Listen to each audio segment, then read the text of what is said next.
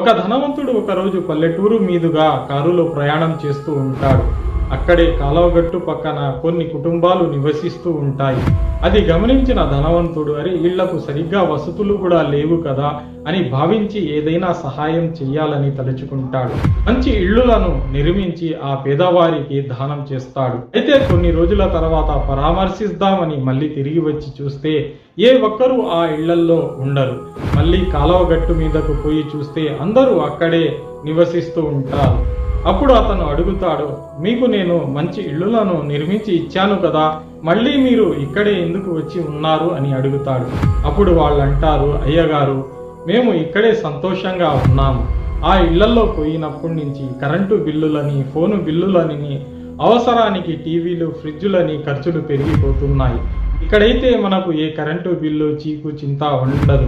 ప్రభుత్వం ఇచ్చే వారి రేషన్ బియ్యం తీసుకొని హాయిగా బ్రతుకుతున్నాము. ఇదే కాలంలో చేపలు పట్టుకొని హాయిగా జీవిస్తున్నాము. కరెంటు బిల్లులు కట్టడం అవసరం లేదు. ఈ చెట్టు కింద చల్లటి గాలిలో సెగ తీరుతున్నాము అని అంటారు.